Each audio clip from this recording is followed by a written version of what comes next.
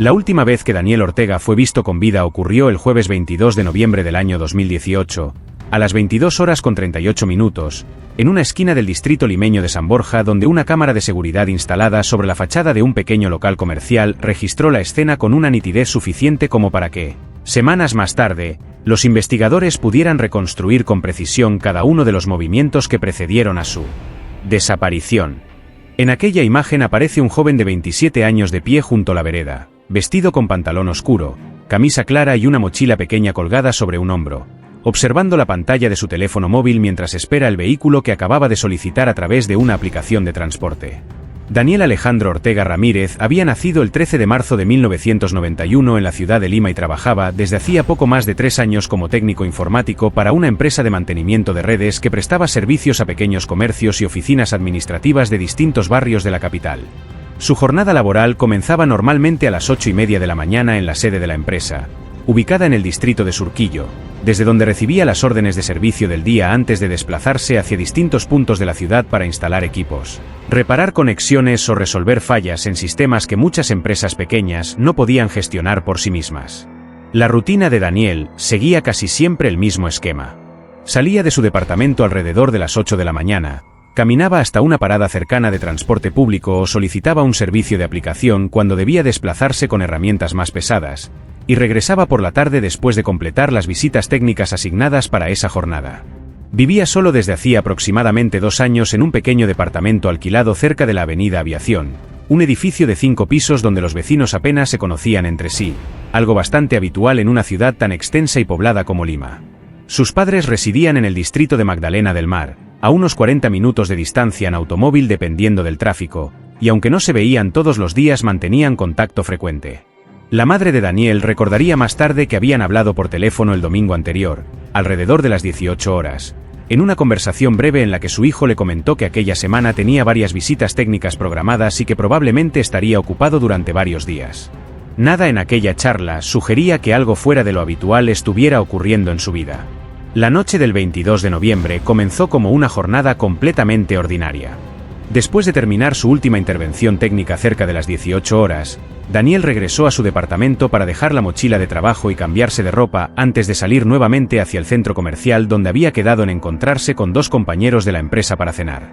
Los registros del estacionamiento del centro comercial muestran que llegó al lugar a las 20:14, y durante las siguientes 2 horas permaneció en un restaurante del segundo nivel conversando con sus colegas sobre proyectos pendientes, clientes complicados y los pequeños contratiempos cotidianos que forman parte del trabajo técnico. A las 22:32, según los datos que más tarde serían recuperados del historial de su teléfono móvil, Daniel solicitó un vehículo a través de la aplicación de transporte que utilizaba habitualmente para regresar a su departamento. El sistema confirmó el viaje pocos segundos después y mostró en la pantalla el icono del automóvil asignado acercándose lentamente por las calles del distrito. Daniel salió del restaurante, caminó hasta la vereda exterior del centro comercial y esperó allí mientras observaba el mapa digital que indicaba la proximidad del conductor. 6 minutos más tarde, a las 22:38, la cámara de seguridad instalada en la esquina registró la llegada de un automóvil oscuro que se detuvo brevemente frente a él. Daniel miró la pantalla del teléfono una vez más, confirmó la matrícula que aparecía en la aplicación y abrió la puerta trasera del vehículo.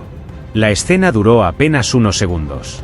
El joven subió al automóvil, cerró la puerta y el taxi volvió a incorporarse al tráfico nocturno de la avenida principal. En ese momento nadie tenía motivos para prestar atención a aquel vehículo entre los cientos que circulaban por las calles de Lima a esa hora de la noche. Sin embargo, con el paso de los días esa breve secuencia registrada por la cámara se convertiría en el punto de partida de una investigación que intentaría reconstruir, minuto a minuto, qué ocurrió durante el trayecto que Daniel Ortega nunca llegó a completar. Perú es un país atravesado por contrastes geográficos y sociales que se extienden desde la cordillera andina hasta la costa del Pacífico, pero es en la franja costera donde se concentra la mayor parte de su actividad urbana. Allí se encuentra Lima, la capital del país y una de las ciudades más pobladas de Sudamérica, un territorio inmenso donde conviven distritos residenciales modernos, zonas comerciales densamente transitadas y barrios que nunca terminan de apagarse incluso cuando la noche avanza sobre la ciudad.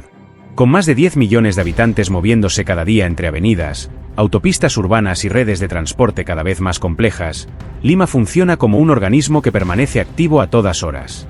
Miles de vehículos circulan continuamente por sus calles, los comercios permanecen abiertos hasta bien entrada la noche y las aplicaciones de transporte se han convertido en una herramienta cotidiana para quienes necesitan desplazarse por una ciudad donde el tráfico puede transformar cualquier trayecto corto en un recorrido imprevisible. En un entorno así, los desplazamientos nocturnos se volvieron cada vez más dependientes de plataformas digitales que prometen seguridad, registro de trayectos y control sobre cada viaje realizado.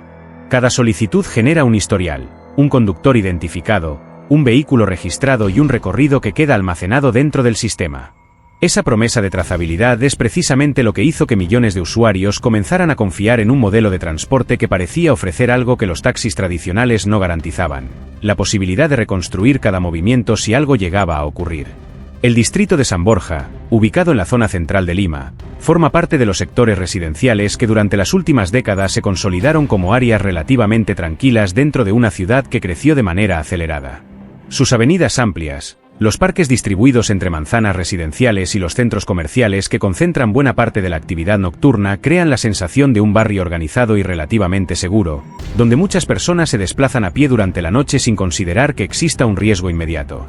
Sin embargo, incluso en distritos considerados tranquilos, el movimiento urbano nunca se detiene por completo. Automóviles particulares, taxis y vehículos de aplicaciones atraviesan constantemente las calles que conectan San Borja con otros sectores de la ciudad, formando una red de tránsito continuo donde cada coche parece indistinguible del siguiente. Para quienes viven allí, ese flujo permanente de vehículos forma parte del paisaje cotidiano y rara vez llama la atención. Fue precisamente dentro de ese entorno urbano, en una esquina iluminada y aparentemente común de San Borja, donde la cámara de seguridad registró la escena que más tarde se convertiría en el punto de partida de toda la investigación. Un automóvil oscuro se detuvo frente a la vereda durante apenas unos segundos, lo suficiente para que un pasajero subiera al asiento trasero antes de que el vehículo volviera a incorporarse al tránsito nocturno de la ciudad. Lo que nadie imaginaba en ese momento era que aquel viaje, registrado por un sistema digital que prometía rastrear cada trayecto realizado en la plataforma, terminaría convirtiéndose en un recorrido imposible de reconstruir por completo. La familia de Daniel Ortega no vivía en el mismo distrito donde él se había instalado en los últimos años, pero tampoco estaba demasiado lejos dentro de una ciudad donde las distancias pueden volverse imprevisibles dependiendo del tráfico.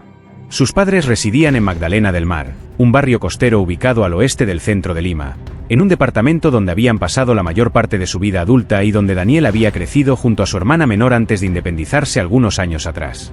Su padre, Luis Ortega, trabajaba como contador en una pequeña empresa de importaciones situada cerca del puerto del Callao, mientras que su madre, Rosa Ramírez, se había dedicado durante décadas a la administración del hogar y al cuidado de los hijos. Era una familia que, según describirían más tarde los investigadores al revisar los testimonios iniciales, mantenía una rutina relativamente estable, marcada por horarios previsibles y por una relación cercana entre sus miembros, aunque cada uno llevara ahora una vida más independiente dentro de la ciudad.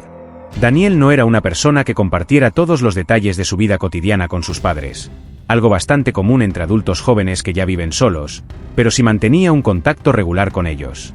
Las llamadas telefónicas de los fines de semana eran casi una costumbre fija, y cada cierto tiempo visitaba el departamento familiar para almorzar los domingos o pasar algunas horas conversando sobre trabajo, proyectos o planes futuros. Su madre recordaría más tarde que Daniel siempre había sido una persona organizada, incluso desde la adolescencia. No era impulsivo ni particularmente aventurero. Prefería planificar las cosas con cierta anticipación y raramente cambiaba de planes a último momento. Esa forma de ser había continuado durante su vida adulta, algo que también confirmaban varios compañeros de trabajo que lo describían como alguien responsable y bastante metódico con sus horarios. Durante los meses previos a su desaparición no existía ningún indicio claro de conflictos graves dentro de su entorno familiar. Daniel no mantenía discusiones frecuentes con sus padres ni atravesaba situaciones económicas especialmente complicadas. Su empleo como técnico informático le permitía cubrir el alquiler del departamento y sus gastos personales sin mayores dificultades, y aunque no se trataba de un trabajo particularmente lucrativo, sí le ofrecía una estabilidad que muchos jóvenes de su edad todavía estaban buscando. La relación con su hermana menor, Andrea Ortega, también parecía normal dentro de los parámetros de una familia donde los hijos ya habían comenzado a construir sus propias vidas. Andrea estudiaba administración en una universidad privada de la ciudad, y aunque no se veían todos los días, mantenían contacto frecuente a través de mensajes o encuentros ocasionales cuando coincidían en el departamento de sus padres. Cuando los investigadores comenzaron a entrevistar a los familiares más cercanos después de la desaparición de Daniel, ninguno de ellos mencionó haber percibido cambios significativos en su comportamiento durante las semanas previas al hecho. No había señales de angustia, ni comentarios sobre problemas graves en el trabajo, ni indicios de conflictos personales que pudieran explicar una desaparición voluntaria o una situación de riesgo evidente. Ese punto resultó particularmente importante durante las primeras etapas de la investigación, porque en muchos casos de personas adultas que desaparecen dentro de grandes ciudades suele existir algún elemento previo que permite orientar las hipótesis iniciales: dificultades económicas, conflictos sentimentales, discusiones familiares o incluso decisiones repentinas de abandonar una rutina que se había vuelto insostenible. En el caso de Daniel, al menos según los testimonios recogidos en los primeros días, nada de eso parecía encajar. Su madre insistió varias veces durante las entrevistas con la policía en que su hijo era una persona predecible en el mejor sentido de la palabra. Sabía dónde estaba la mayor parte del tiempo, mantenía horarios relativamente estables y rara vez desaparecía durante largos periodos sin avisar a alguien de su entorno. Incluso cuando tenía jornadas laborales largas o visitas técnicas que lo llevaban a distintos puntos de la ciudad, solía enviar algún mensaje breve avisando que llegaría tarde o que regresaría directamente a su departamento. Por esa razón, cuando pasaron las primeras horas sin que Daniel respondiera llamadas ni mensajes, la preocupación dentro de la familia comenzó a crecer de manera gradual. Al principio pensaron que tal vez se trataba de un problema técnico con el teléfono o de una simple demora en el regreso a casa, algo que podía ocurrir en una ciudad donde el tráfico nocturno a veces convierte un trayecto de 15 minutos en un recorrido mucho más largo. Sin embargo, a medida que avanzaba la madrugada y el teléfono de Daniel seguía sin responder, la inquietud comenzó a transformarse en algo más difícil de explicar. Sus padres intentaron comunicarse varias veces durante la noche y también a la mañana siguiente, pero todas las llamadas terminaban directamente en el buzón de voz. Aquella ausencia de respuesta fue el primer indicio claro de que algo no estaba funcionando dentro de la rutina habitual de Daniel Ortega, una rutina que hasta ese momento parecía demasiado previsible como para permitir que alguien desapareciera sin dejar ningún tipo de señal. Lo que la familia todavía no sabía era que, mientras ellos intentaban comunicarse con él sin obtener respuesta, los registros digitales del viaje que había solicitado aquella noche comenzaban a mostrar inconsistencias que más tarde se convertirían en uno de los elementos más desconcertantes de todo el caso. La noche del jueves 22 de noviembre de 2018 comenzó como una jornada completamente ordinaria dentro de la rutina de Daniel Ortega. Una de esas noches en las que nada parece distinguirse demasiado de cualquier otro día laboral en una ciudad que rara vez se detiene. Después de terminar su última visita técnica cerca de las 6 de la tarde en una pequeña oficina del distrito de Miraflores, Daniel regresó a su departamento para dejar la mochila de trabajo y cambiarse de ropa antes de salir nuevamente hacia el encuentro que había organizado con dos compañeros de la empresa.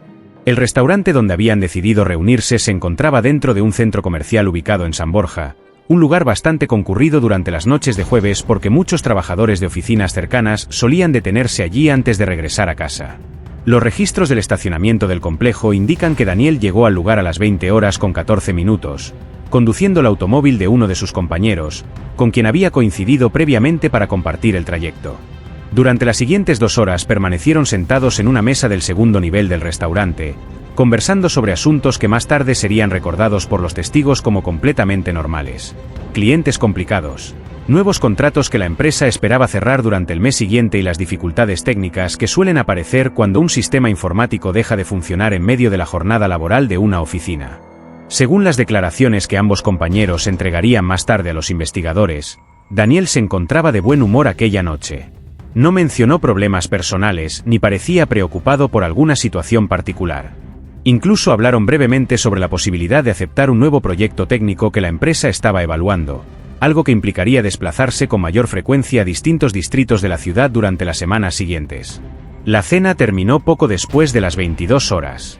Los tres abandonaron el restaurante juntos y caminaron hasta la salida principal del centro comercial, donde se despidieron antes de tomar caminos distintos. Uno de los compañeros se dirigió hacia el estacionamiento subterráneo para recoger su vehículo, mientras que el otro cruzó la avenida para esperar un autobús que lo llevaría hacia el sur de la ciudad. Daniel, en cambio, decidió solicitar un vehículo a través de la aplicación de transporte que utilizaba habitualmente para regresar a su departamento. A las 22 horas con 32 minutos abrió la aplicación en su teléfono móvil e ingresó la dirección de su vivienda como destino del viaje. El sistema respondió casi de inmediato, asignando un conductor disponible que se encontraba a pocas cuadras del centro comercial. La pantalla del teléfono mostró entonces la información habitual que acompaña a cada viaje solicitado: el nombre del conductor, la fotografía asociada a su perfil dentro de la plataforma y el modelo del automóvil que se aproximaba al punto de recogida. También aparecía un pequeño mapa digital donde el icono del vehículo avanzaba lentamente por las calles del distrito mientras el sistema calculaba el tiempo estimado de llegada. Daniel salió del centro comercial y caminó unos metros hasta la vereda exterior donde los vehículos de aplicación solían detenerse brevemente para recoger pasajeros. Allí permaneció de pie observando la pantalla del teléfono mientras el automóvil asignado se acercaba al lugar indicado. 6 minutos más tarde, a las 22:38, una cámara de seguridad instalada sobre la fachada de un local cercano registró la llegada de un automóvil oscuro que se detuvo frente a la vereda durante apenas unos segundos. La grabación muestra a Daniel mirando nuevamente la pantalla del teléfono, aparentemente verificando la matrícula del vehículo antes de abrir la puerta trasera. La escena es breve y aparentemente rutinaria. Daniel sube al asiento posterior, cierra la puerta y el automóvil vuelve a incorporarse al tránsito nocturno de la avenida principal sin que nada en la imagen sugiera que aquel trayecto se convertiría en el inicio de una desaparición. El recorrido hasta su departamento debía durar aproximadamente 15 minutos, dependiendo del tráfico a esa hora de la noche. Sin embargo, ese viaje nunca quedaría registrado como finalizado dentro del sistema de la aplicación. Y esa sería la primera anomalía que los investigadores encontrarían al revisar los datos del caso. La desaparición de Daniel Ortega comenzó a tomar forma como un caso policial durante la mañana del viernes 23 de noviembre de 2018, cuando sus padres, después de intentar comunicarse con él durante varias horas sin obtener respuesta, decidieron presentar una denuncia formal ante la comisaría correspondiente al distrito donde se encontraba su departamento. Hasta ese momento la situación todavía podía interpretarse como una ausencia inusual o una demora prolongada, algo que no sería completamente extraño en una ciudad donde los teléfonos pueden apagarse por falta de batería o donde una persona puede simplemente quedarse dormida después de una jornada larga de trabajo. Sin embargo, el hecho de que Daniel no respondiera llamadas ni mensajes desde la noche anterior, sumado a la confirmación de que no había regresado a su vivienda, llevó a la familia a considerar que algo fuera de lo normal podía haber ocurrido. La denuncia fue registrada alrededor de las 10:20 de la mañana, iniciando un procedimiento que en principio seguía el protocolo habitual para la localización de una persona adulta cuyo paradero resultaba desconocido. Los primeros pasos de los investigadores consistieron en verificar los lugares donde Daniel solía permanecer con mayor frecuencia: su departamento, la empresa donde trabajaba y algunos puntos de la ciudad asociados con su rutina laboral. Ninguno de esos lugares ofreció señales de que hubiera pasado la noche allí o de que hubiera regresado después de la cena con sus compañeros. Fue durante esa misma jornada cuando los agentes comenzaron a revisar los datos del último viaje que Daniel había solicitado a través de la aplicación de transporte. Los registros digitales confirmaban que el servicio había sido pedido a las 22:32 desde el centro comercial de San Borja, y que un conductor identificado dentro de la plataforma había aceptado el recorrido pocos segundos después. Hasta ese punto, la información coincidía con la secuencia que los investigadores habían reconstruido a partir de los testimonios de los compañeros de trabajo. Sin embargo, cuando los agentes examinaron el historial completo del viaje, encontraron la primera irregularidad que terminaría orientando la investigación hacia una dirección inesperada. Según el registro de la aplicación, el trayecto aparecía marcado como cancelado apenas unos minutos después de haber comenzado, algo que en principio podía ocurrir por distintos motivos: errores en la conexión de datos, cancelaciones realizadas por el conductor o incluso fallos en la geolocalización del sistema. El problema era que el registro digital no mostraba ningún punto claro donde se hubiera producido esa cancelación. La información disponible indicaba únicamente que el viaje había sido iniciado, pero no existía un registro preciso del momento ni del lugar donde había finalizado dentro del sistema. Ante esa inconsistencia, los investigadores solicitaron a la empresa de transporte un informe más detallado que permitiera reconstruir el trayecto del vehículo desde el momento en que recogió a Daniel hasta el instante en que el servicio desapareció del historial activo de la plataforma. Ese tipo de solicitudes no era inusual en investigaciones relacionadas con delitos urbanos, y las empresas tecnológicas que operan servicios de transporte suelen conservar registros técnicos que permiten rastrear los desplazamientos de los conductores durante periodos prolongados. Mientras esperaban la respuesta de la compañía, los agentes decidieron concentrarse en otro elemento fundamental de la reconstrucción: las cámaras de seguridad instaladas en las calles del distrito donde Daniel había sido visto por última vez. Las imágenes obtenidas de la cámara ubicada frente al local comercial ya habían confirmado el momento exacto en que el joven subió al automóvil, pero el siguiente paso consistía en determinar hacia dónde se dirigió el vehículo después de abandonar esa esquina. En una ciudad como Lima, donde numerosas avenidas cuentan con sistemas de vigilancia municipal y cámaras privadas instaladas por comercios o edificios residenciales, es posible seguir el recorrido de un automóvil durante varios minutos si se analizan las grabaciones adecuadas. Durante las horas siguientes, los investigadores comenzaron a recopilar registros de cámaras ubicadas en las avenidas cercanas al centro comercial. Algunas pertenecían al sistema de vigilancia del distrito, mientras que otras correspondían a establecimientos privados que aceptaron colaborar entregando las grabaciones de aquella noche. Las primeras imágenes revisadas parecían confirmar que el automóvil había seguido una ruta relativamente lógica para dirigirse hacia el departamento de Daniel. Una cámara situada a pocas cuadras del centro comercial registró el vehículo atravesando una intersección importante a las 22:41, apenas 3 minutos después de haber recogido al pasajero. Otra cámara instalada sobre una avenida más amplia lo captó nuevamente a las 22:44, avanzando entre otros automóviles en dirección norte. Hasta ese momento nada parecía fuera de lugar. El recorrido coincidía con uno de los trayectos habituales que los conductores de aplicaciones utilizaban para desplazarse hacia la zona donde Daniel vivía. Sin embargo, cuando los investigadores intentaron encontrar la siguiente aparición del vehículo en las cámaras ubicadas más adelante en la misma avenida, el rastro simplemente desapareció. Durante varios minutos, el automóvil no volvió a aparecer en ninguna de las grabaciones disponibles dentro de esa zona del distrito. Al principio los agentes consideraron que la ausencia podía explicarse por la falta de cámaras en determinados tramos de la vía o por la posibilidad de que el conductor hubiera tomado una calle secundaria no cubierta por los sistemas de vigilancia revisados hasta ese momento. Pero a medida que ampliaban el radio de búsqueda hacia otras avenidas cercanas, la situación comenzaba a volverse más desconcertante. El vehículo parecía haberse desvanecido dentro de una zona urbana donde, al menos en teoría, el movimiento de los automóviles quedaba registrado constantemente por distintos dispositivos de vigilancia. Fue en ese momento cuando los investigadores comprendieron que la reconstrucción del trayecto no sería tan sencilla como habían supuesto al comienzo. Si querían entender qué había ocurrido con Daniel Ortega después de subir a aquel taxi, tendrían que seguir cada fragmento disponible de grabación hasta encontrar el punto exacto donde el recorrido del automóvil dejó de encajar dentro de la lógica del trayecto esperado. Y fue precisamente al revisar con mayor detalle esas grabaciones cuando comenzaron a aparecer elementos que nadie había notado durante el primer análisis de las cámaras. Cuando los investigadores decidieron reconstruir el recorrido del automóvil utilizando las cámaras de seguridad disponibles en el distrito de San Borja, lo hicieron siguiendo un procedimiento que se ha vuelto relativamente común en investigaciones urbanas donde existen múltiples sistemas de vigilancia distribuidos entre instituciones públicas, comercios privados y edificios residenciales. La idea era simple en teoría: identificar el vehículo en una cámara, determinar la dirección en la que se desplazaba y luego localizar la siguiente cámara situada en ese mismo trayecto para continuar siguiendo el movimiento del automóvil a través de la ciudad. En una metrópolis como Lima, donde el tránsito nocturno puede resultar denso incluso en días laborales, ese tipo de reconstrucción exige revisar horas completas de grabación antes de encontrar el momento exacto en que un vehículo aparece dentro del encuadre.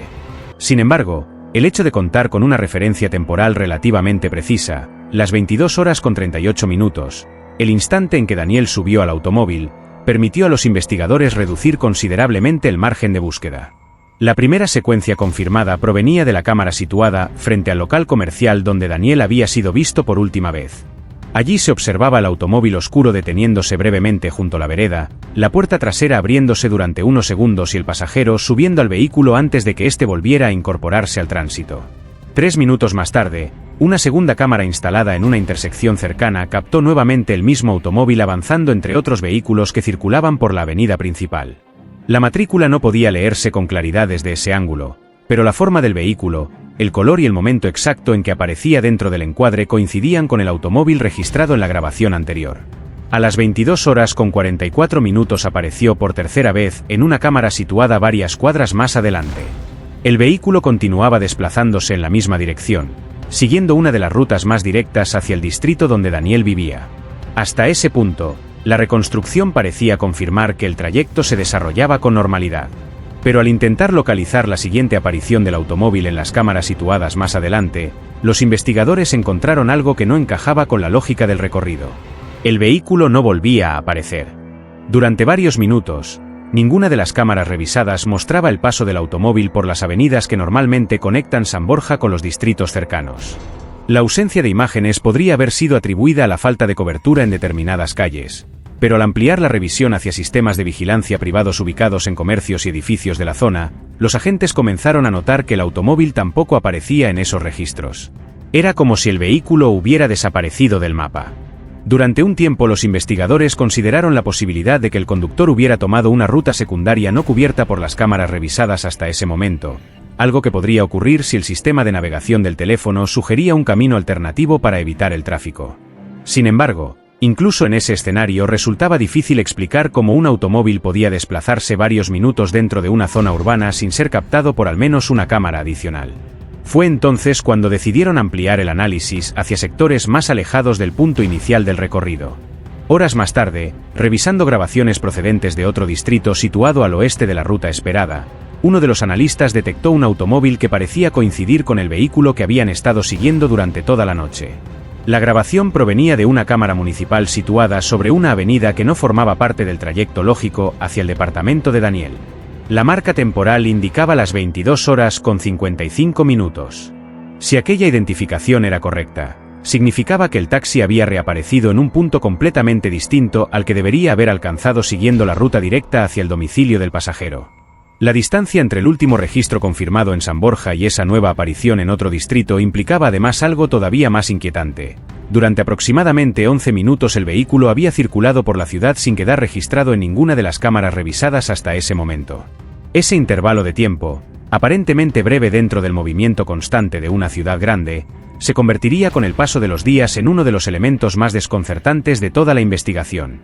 Porque en ese espacio de 11 minutos ocurría algo que las cámaras no podían explicar. Y dentro de ese vacío temporal era donde los investigadores comenzaban a sospechar que se encontraba la clave para entender qué había sucedido realmente con Daniel Ortega después de subir a aquel taxi.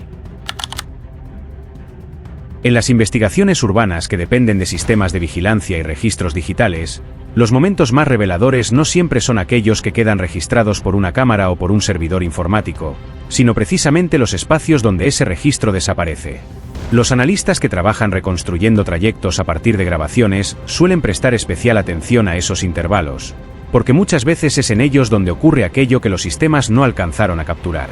En el caso de Daniel Ortega, ese intervalo comenzaba exactamente a las 22:44 de la noche del 22 de noviembre de 2018, el momento en que el automóvil que lo transportaba fue visto por última vez en una cámara ubicada sobre una de las avenidas principales del distrito de San Borja. A partir de ese instante el rastro del vehículo desaparecía durante 11 minutos completos. En una ciudad donde miles de cámaras privadas y públicas registran constantemente el tránsito de automóviles, 11 minutos pueden parecer un lapso insignificante dentro del movimiento general de la noche. Sin embargo, para quienes intentaban reconstruir el recorrido de ese taxi, ese periodo de tiempo adquiría una dimensión completamente distinta. 11 minutos eran suficientes para atravesar varios distritos de la ciudad, cambiar de dirección en múltiples intersecciones o incluso detenerse brevemente en algún punto sin quedar necesariamente dentro del ángulo de visión de una cámara específica. Los investigadores comenzaron entonces a estudiar con mayor detenimiento el área comprendida entre el último registro confirmado del vehículo y el punto donde había reaparecido más tarde en una cámara situada en otro distrito. Ese espacio urbano incluía varias calles secundarias, estacionamientos de edificios residenciales, accesos a pequeños complejos comerciales y tramos de avenida donde las cámaras municipales no cubrían completamente todas las direcciones posibles del tránsito. Desde un punto de vista técnico, existían múltiples trayectos que un automóvil podía haber seguido durante esos 11 minutos sin ser captado nuevamente por las cámaras que los investigadores habían revisado hasta ese momento. Pero la pregunta que comenzaba a inquietar a los agentes no era solamente por dónde había circulado el vehículo, sino también qué había ocurrido dentro del automóvil durante ese intervalo. Hasta ese momento todas las imágenes confirmaban algo muy simple. Daniel había subido al taxi y el vehículo había comenzado a desplazarse siguiendo una ruta aparentemente normal. Después de eso, las cámaras no mostraban nada más hasta su reaparición en otro punto de la ciudad. Ese vacío temporal representaba el único tramo del recorrido donde cualquier cosa podía haber sucedido.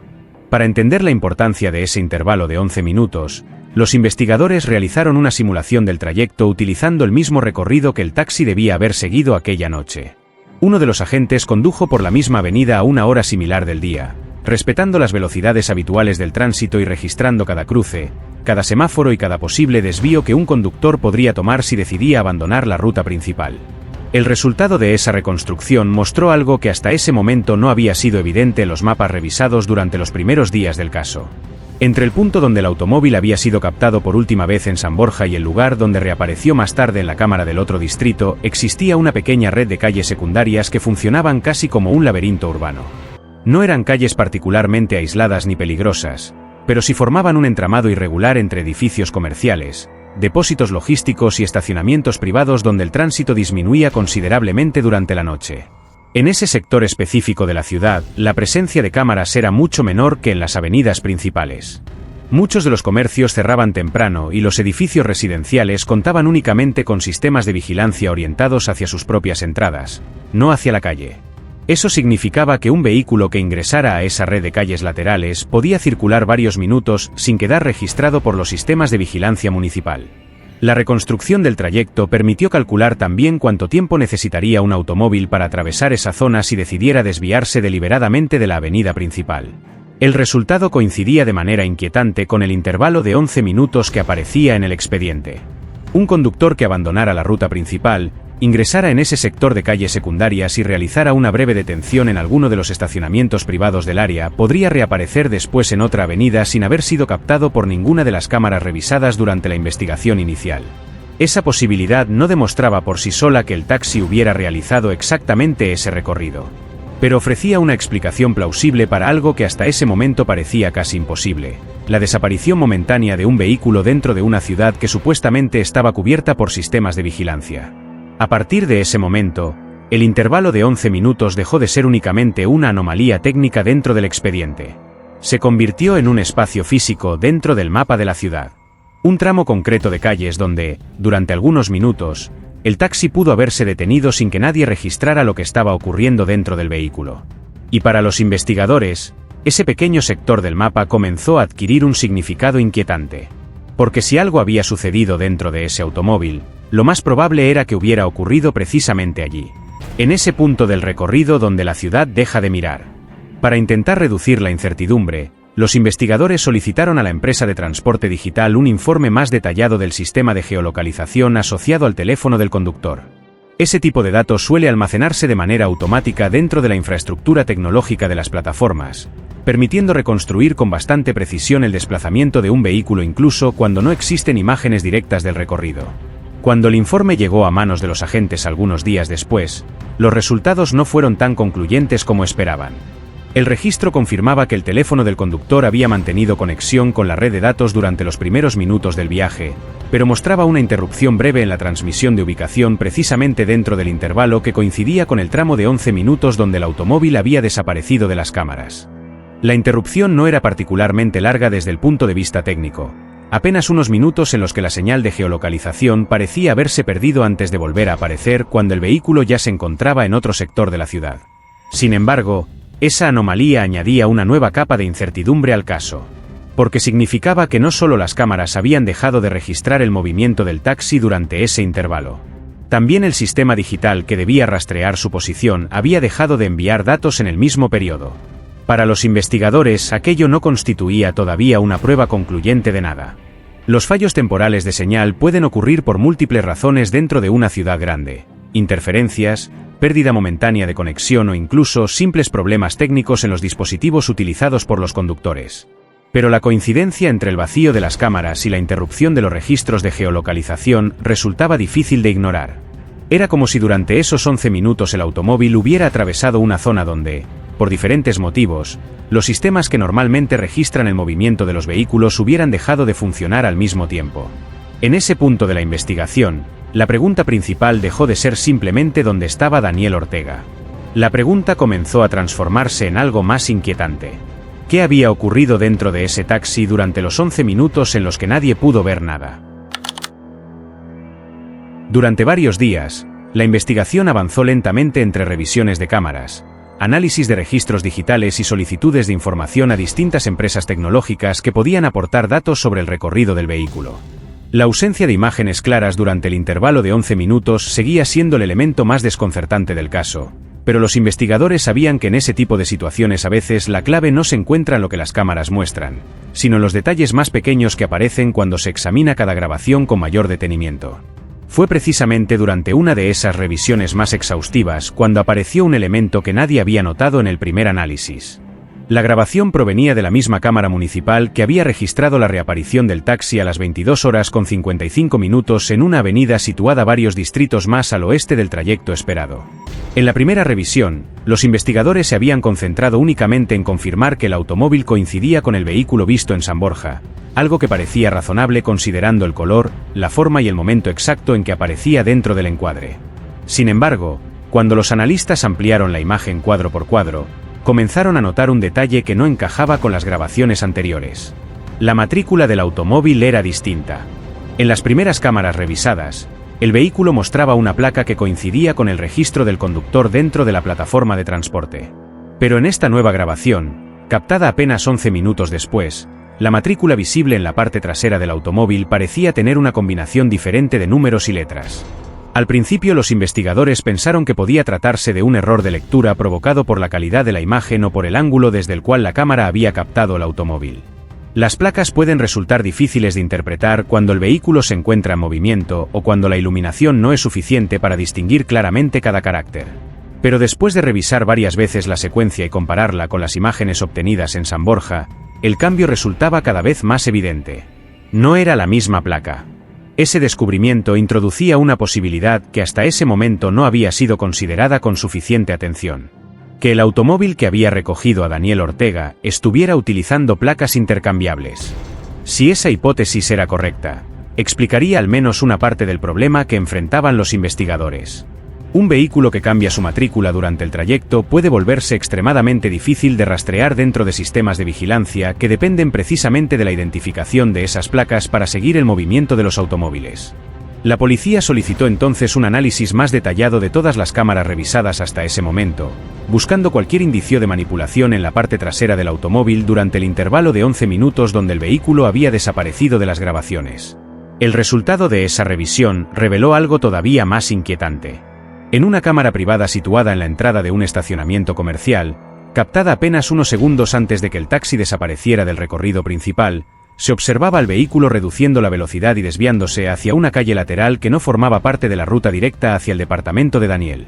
La grabación era breve y parcialmente obstructiva, porque otro automóvil atravesaba el encuadre justo cuando el taxi realizaba el giro.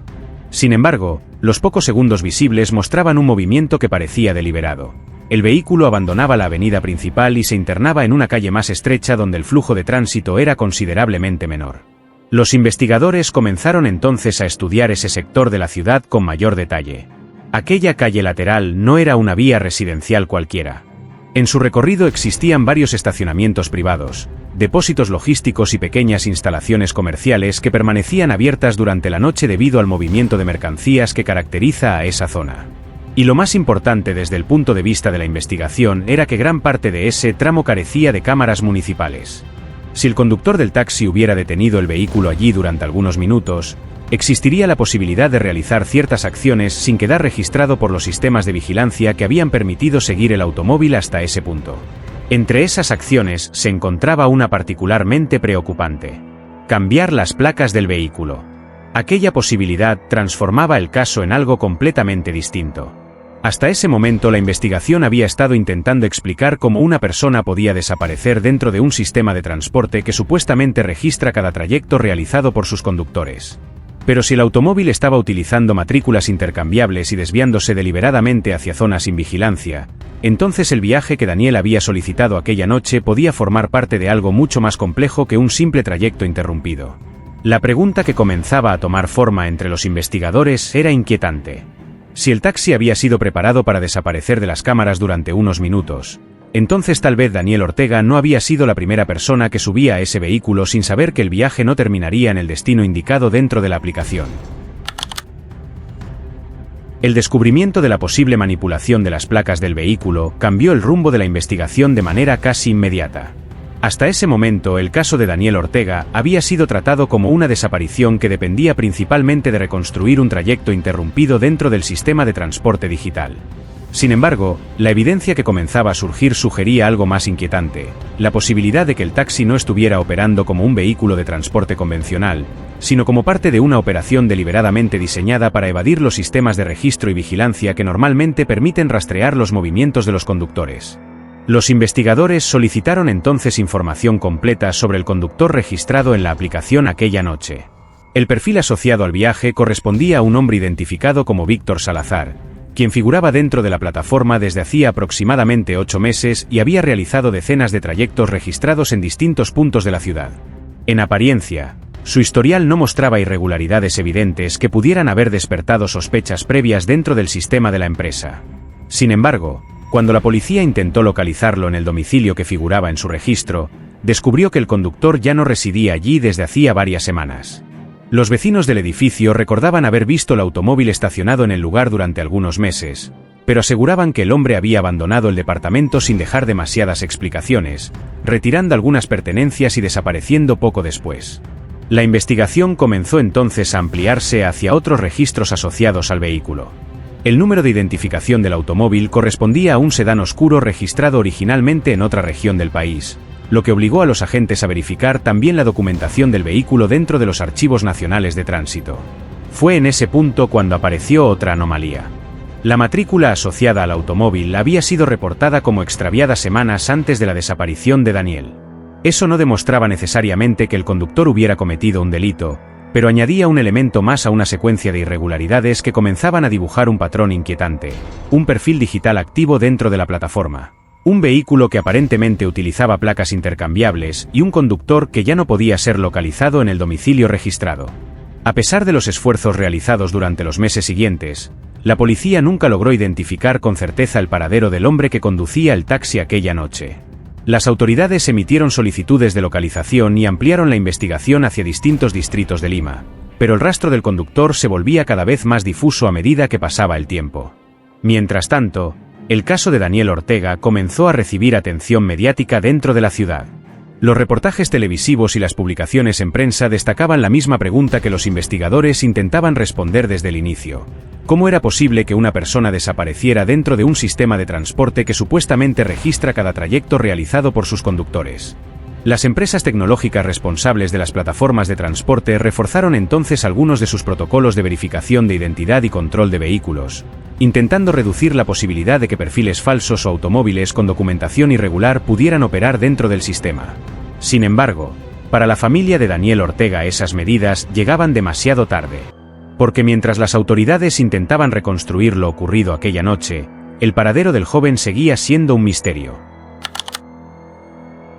Las ciudades modernas están construidas sobre una promesa silenciosa que la mayoría de las personas acepta sin pensar demasiado en ella: la idea de que todo queda registrado en algún lugar. Cámaras instaladas en esquinas y edificios, servidores que almacenan datos de ubicación, aplicaciones que guardan historiales completos de cada trayecto realizado dentro de una red de transporte digital. Esa acumulación constante de información crea la sensación de que, si algo ocurre, siempre será posible reconstruir lo sucedido observando las imágenes correctas o revisando los datos adecuados. El caso de Daniel Ortega puso en duda esa promesa. Porque a pesar de las cámaras, de los registros digitales y de las plataformas tecnológicas que prometían rastrear cada movimiento del vehículo, existió un intervalo de 11 minutos donde nadie pudo ver lo que estaba ocurriendo. 11 minutos dentro de una ciudad que nunca se detiene. 11 minutos suficientes para que un automóvil se desvíe de su ruta, desaparezca de las cámaras y reaparezca en otro punto con una matrícula distinta. Para los investigadores, aquel intervalo se convirtió en el centro del expediente. Cada grabación revisada, cada informe técnico y cada testimonio recogido durante los meses posteriores giraban inevitablemente alrededor de ese mismo vacío temporal. Pero incluso después de reconstruir cada fragmento disponible del trayecto, la pregunta más importante permanecía sin respuesta. ¿Qué ocurrió dentro de ese taxi durante los 11 minutos en que nadie pudo ver nada? El expediente del caso sigue existiendo dentro de los archivos policiales de Lima, acompañado por las grabaciones que muestran el inicio del viaje y por los registros que confirman la reaparición del vehículo en otro punto de la ciudad. Entre esas dos evidencias se extiende un espacio breve y silencioso donde la historia simplemente desaparece. A veces, cuando los investigadores hablan de casos como este, utilizan una expresión que describe bien esa sensación. Dicen que hay momentos en una investigación donde la verdad parece quedar atrapada en un punto ciego. No porque nadie haya buscado con suficiente atención, sino porque todo ocurrió precisamente en el lugar donde nadie estaba mirando. Y en una ciudad donde millones de personas confían cada día en que un automóvil solicitado desde un teléfono los llevará de regreso a casa, la historia de Daniel Ortega deja flotando una inquietud difícil de ignorar.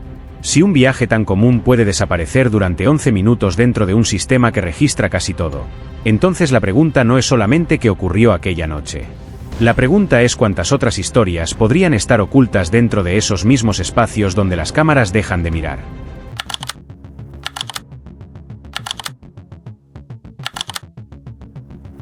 Cuando los primeros fieles comenzaron a asistir a las reuniones de aquella pequeña iglesia evangélica en Barranquilla, lo que encontraron no fue una organización poderosa ni una congregación multitudinaria, sino un espacio modesto instalado en un antiguo local comercial adaptado con sillas plásticas, un pequeño escenario improvisado y un sistema de sonido que muchas veces fallaba durante los cánticos. El hombre que predicaba allí no vestía ropas lujosas ni hablaba desde una posición de autoridad distante. Por el contrario, su forma de presentarse estaba cuidadosamente construida alrededor de la idea de cercanía, de humildad, de alguien que se había levantado desde la misma realidad económica y social que compartían muchas de las personas que comenzaban a escucharlo cada semana. Su nombre era Samuel Ortega, y durante los primeros años de su ministerio se presentó siempre como un hombre que había conocido la pobreza de cerca, alguien que había pasado por trabajos ocasionales, por dificultades familiares y por momentos de profunda incertidumbre personal antes de encontrar lo que describía como una revelación espiritual que transformó su vida.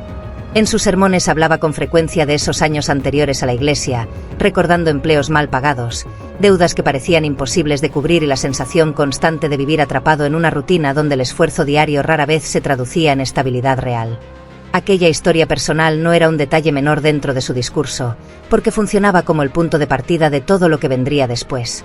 Si él había logrado cambiar su destino a través de la fe, entonces cualquier persona que lo escuchara también podía hacerlo.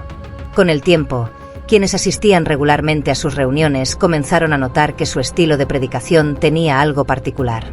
No levantaba la voz ni recurría a dramatizaciones exageradas como muchos otros líderes religiosos que dominaban el escenario con gestos teatrales y discursos intensos. Samuel hablaba con una calma casi metódica, construyendo sus sermones como si estuviera explicando una lógica interna que debía ser comprendida paso a paso, como si cada concepto estuviera conectado con el siguiente dentro de un sistema espiritual que solo se revelaba completamente a quienes estaban dispuestos a escucharlo con atención. Esa manera pausada de hablar generaba una sensación extraña entre los asistentes, porque no parecía estar pidiendo obediencia ciega ni promesas inmediatas de prosperidad, sino algo que sonaba más razonable, más estructurado, casi como una explicación de cómo funcionaban las leyes invisibles que gobernaban la relación entre la fe y la vida material. A medida que la congregación crecía lentamente, también lo hacía la influencia personal del pastor dentro de ese pequeño grupo de creyentes.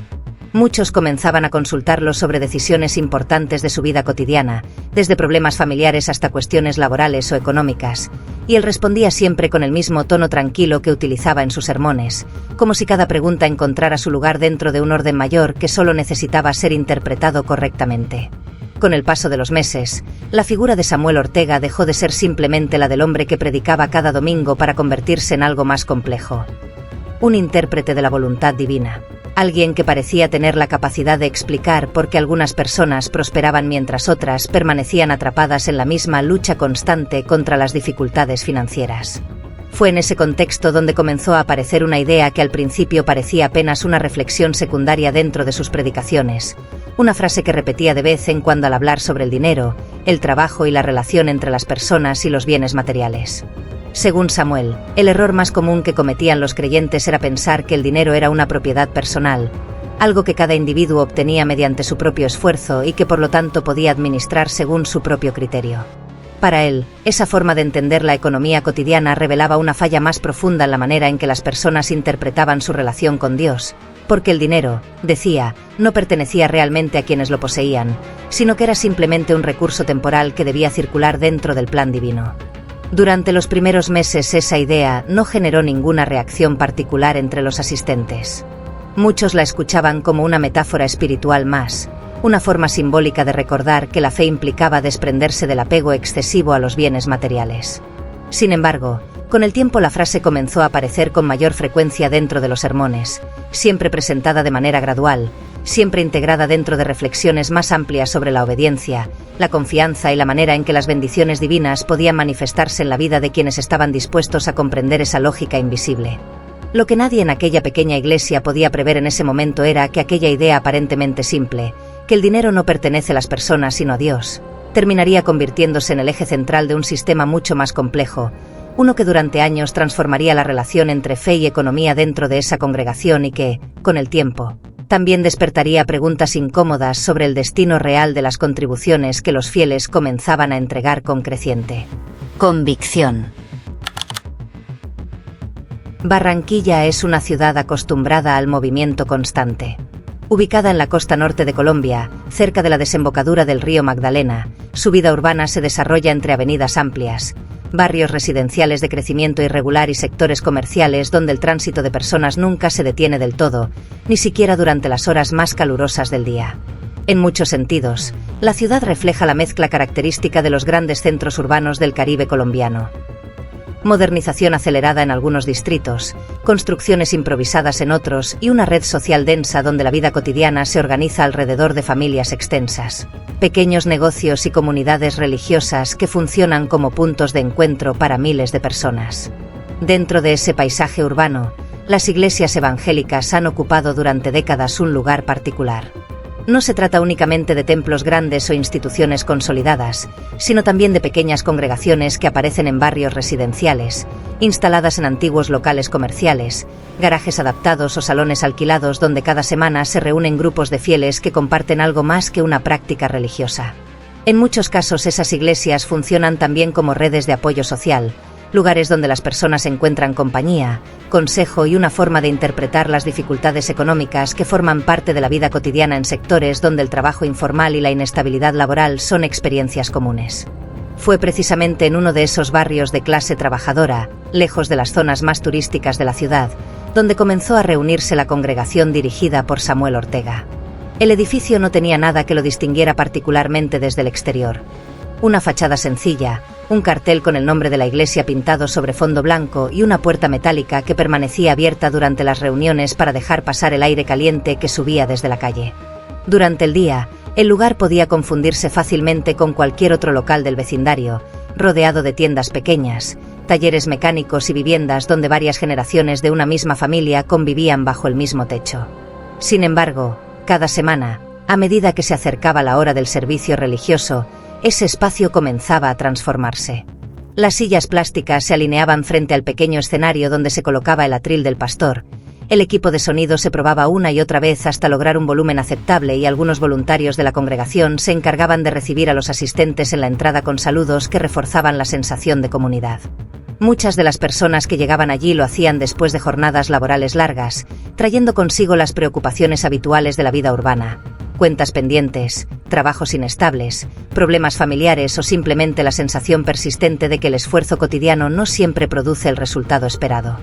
En ese contexto, la iglesia de Samuel Ortega no se presentaba únicamente como un lugar de oración, sino como un espacio donde las dificultades económicas podían reinterpretarse dentro de un marco espiritual más amplio. Para quienes asistían regularmente, la ciudad que existía fuera de esas paredes, con su ruido constante, sus desigualdades visibles y su ritmo imprevisible, parecía momentáneamente suspendida durante las reuniones. Allí dentro se hablaba de fe, de confianza y de la posibilidad de que el orden material de la vida pudiera transformarse si se comprendía correctamente la relación entre la obediencia espiritual y la prosperidad que muchos buscaban alcanzar. Con el paso del tiempo, esa pequeña iglesia comenzó a atraer cada vez más personas del mismo barrio y de sectores cercanos de Barranquilla. Lo que al principio era un grupo reducido de creyentes reunidos en un local modesto empezó a convertirse lentamente en una comunidad más amplia. Un espacio donde las historias personales se entrelazaban con las enseñanzas del pastor y donde la idea de que la fe podía ofrecer respuestas concretas a los problemas económicos cotidianos comenzaba a adquirir una fuerza cada vez mayor dentro de la vida de la congregación. Las personas que comenzaron a asistir con regularidad a la iglesia de Samuel Ortega no formaban un grupo homogéneo ni pertenecían a una misma historia social.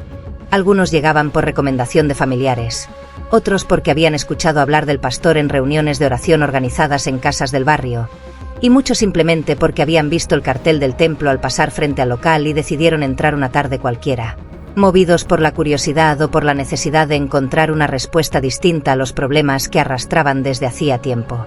Con el paso de los meses, ese conjunto inicial de asistentes fue creciendo hasta convertirse en una congregación estable donde cada persona parecía encontrar un lugar dentro de la estructura informal que comenzaba a formarse alrededor del pastor. Había entre ellos trabajadores del comercio local, conductores de transporte público, empleadas domésticas, pequeños comerciantes y también algunos profesionales jóvenes que atravesaban periodos de inestabilidad laboral. Muchos compartían una misma preocupación, la sensación persistente de que el dinero nunca alcanzaba para cubrir todas las necesidades del hogar, incluso cuando el trabajo ocupaba la mayor parte de sus días. Esa experiencia económica, común en amplios sectores urbanos de Barranquilla, se transformaba dentro de la iglesia en algo que podía ser interpretado a través de un lenguaje distinto, donde las dificultades materiales no se explicaban únicamente por factores externos, sino también por la relación espiritual que cada persona mantenía con lo que poseía. Las reuniones semanales comenzaron a funcionar entonces como algo más que simples servicios religiosos. Con el tiempo se transformaron en un espacio donde las historias personales circulaban entre los miembros de la congregación, creando una red de confianza que iba mucho más allá de la predicación dominical. Algunas familias compartían testimonios sobre enfermedades superadas, otros hablaban de oportunidades laborales inesperadas o de pequeños avances económicos que interpretaban como señales de bendición divina. Cada una de esas historias reforzaba la idea de que la fe practicada dentro de la iglesia no era únicamente una cuestión espiritual abstracta, sino una fuerza capaz de influir directamente en la vida cotidiana de quienes participaban activamente en la comunidad. Dentro de ese ambiente de cercanía, el pastor Samuel Ortega ocupaba un lugar que no se limitaba al de líder religioso. Muchos fieles comenzaron a verlo como una especie de guía capaz de ofrecer orientación en decisiones importantes, especialmente cuando se trataba de problemas económicos o familiares que parecían no tener una solución clara. Era común que después de los servicios algunos miembros de la congregación se acercaran a hablar con él en privado, buscando consejos sobre deudas, negocios pequeños o conflictos domésticos que amenazaban con desestabilizar la vida familiar. Samuel escuchaba con atención, formulaba preguntas pausadas y respondía con reflexiones que combinaban referencias bíblicas con interpretaciones personales sobre la manera en que la fe podía reorganizar las prioridades materiales de quienes lo consultaban. A medida que esa dinámica se consolidaba, la relación entre los miembros de la congregación comenzó a transformarse lentamente. Ya no se trataba únicamente de un grupo de personas que coincidían en un mismo espacio de oración, sino de una comunidad donde las decisiones individuales empezaban a verse influenciadas por una lógica compartida que vinculaba la prosperidad económica con la obediencia espiritual.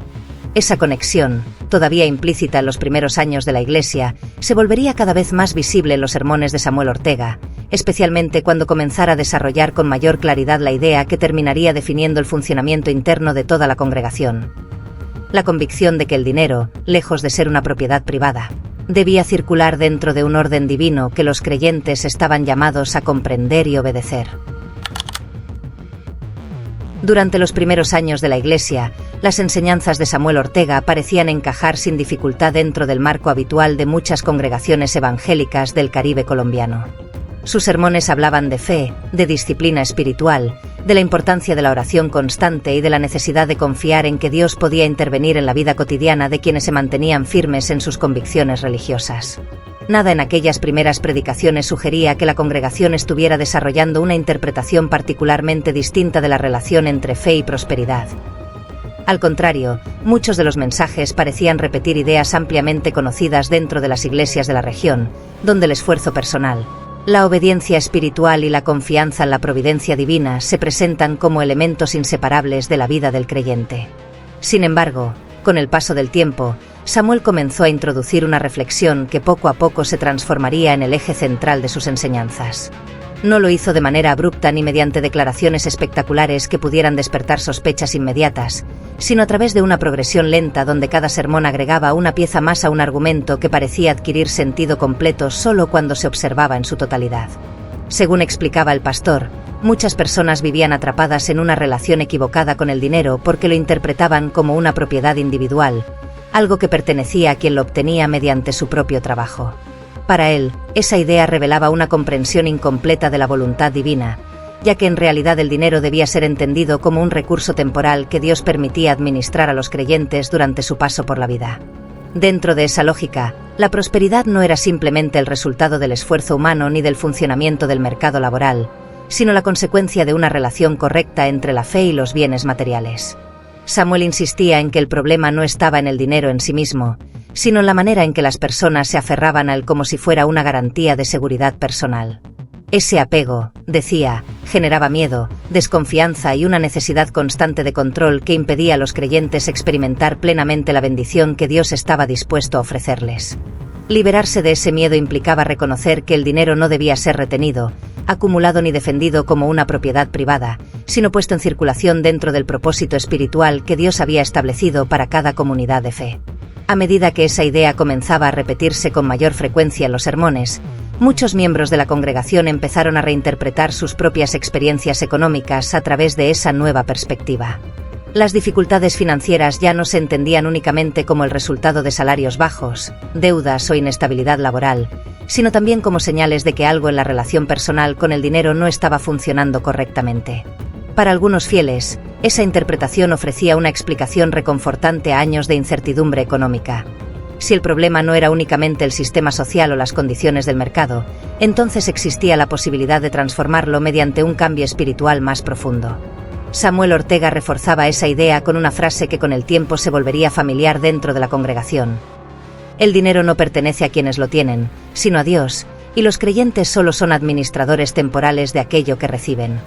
Bajo esa premisa, entregar parte de los ingresos a la Iglesia no era presentado como una simple contribución voluntaria ni como una obligación religiosa tradicional, sino como un acto de obediencia que demostraba confianza absoluta en el orden espiritual que gobernaba la prosperidad. Cuanto mayor era esa confianza, mayor era también, según su enseñanza, la posibilidad de que las bendiciones materiales regresaran multiplicadas a la vida del creyente. Durante mucho tiempo esa doctrina se desarrolló dentro de la Iglesia sin generar conflictos visibles. Para la mayoría de los fieles, las palabras del pastor no representaban una exigencia concreta, sino una invitación a reflexionar sobre la manera en que la fe podía reorganizar las prioridades económicas de la vida cotidiana. Sin embargo, lo que aún no era evidente para quienes escuchaban esos sermones era que aquella interpretación espiritual del dinero comenzaría lentamente a transformarse en algo más estructurado, un sistema donde las contribuciones materiales de los miembros de la congregación empezarían a ocupar un lugar cada vez más central dentro del funcionamiento real de la Iglesia. Durante los primeros años de funcionamiento de la Iglesia, las contribuciones económicas de los fieles no parecían diferenciarse demasiado de las prácticas habituales en muchas congregaciones evangélicas de la región. Las ofrendas se recogían al final de los servicios dominicales, en sobresimples o pequeñas cajas colocadas cerca del atril, y cada persona entregaba lo que consideraba posible dentro de sus propias circunstancias económicas.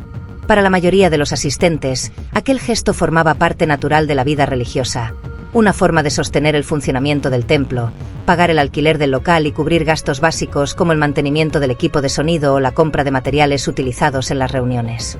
Samuel Ortega hablaba de esas contribuciones con el mismo tono reflexivo que utilizaba en el resto de sus sermones.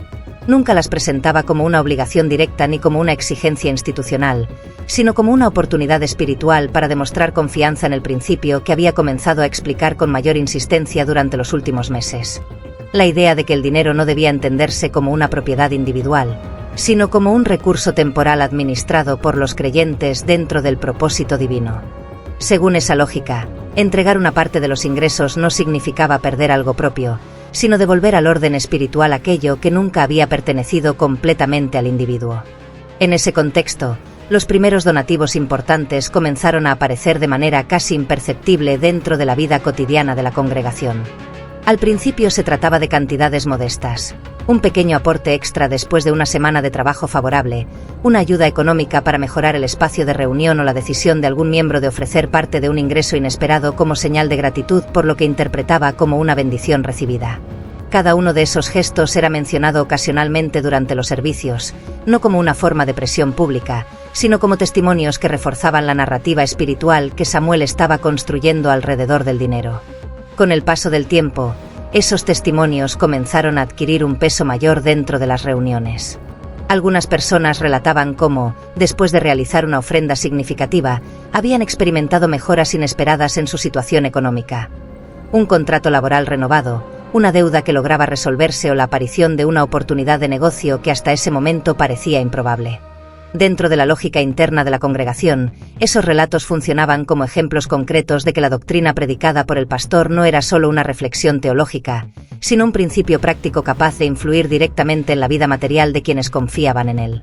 Samuel Ortega escuchaba esas historias con atención y las integraba cuidadosamente dentro de sus sermones posteriores. Nunca afirmaba de manera explícita que la prosperidad económica fuera una consecuencia automática de las ofrendas, pero sí sugería que la disposición a desprenderse del dinero demostraba un nivel de fe que abría la puerta a bendiciones que de otro modo permanecerían fuera del alcance de los creyentes. En sus palabras, el dinero retenido por miedo a perderlo representaba una forma de desconfianza en el plan divino, mientras que el dinero entregado voluntariamente se convertía en una señal visible de obediencia espiritual. De esa manera, las contribuciones económicas comenzaron a ocupar un lugar cada vez más central dentro de la dinámica de la Iglesia.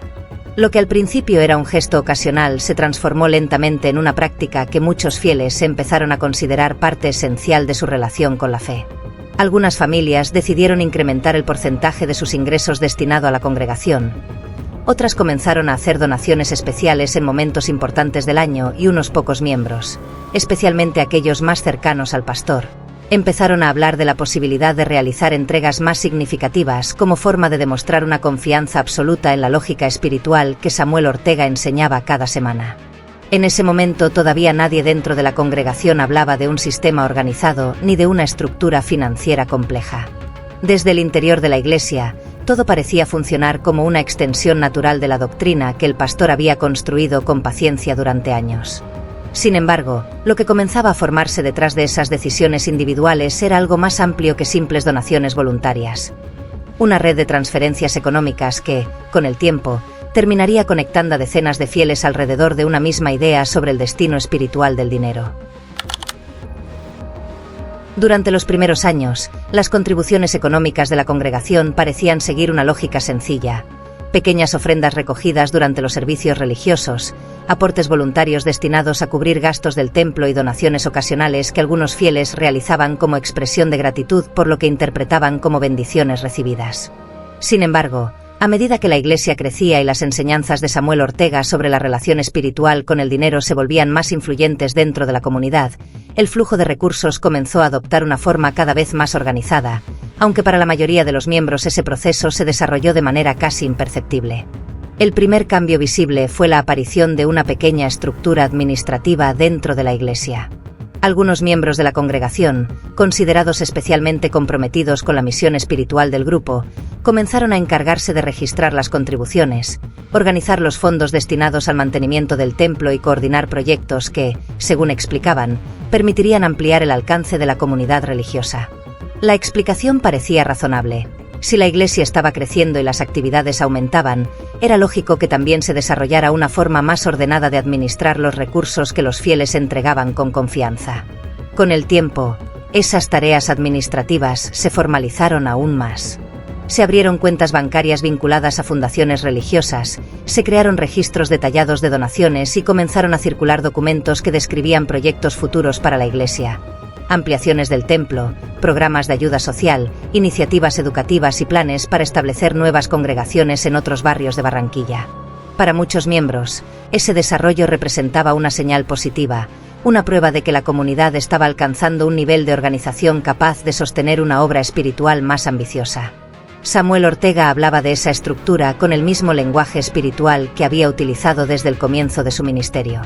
Según explicaba, la administración del dinero dentro de la Iglesia no debía interpretarse únicamente como un asunto contable, sino como una forma de canalizar correctamente los recursos que Dios había puesto en manos de la congregación.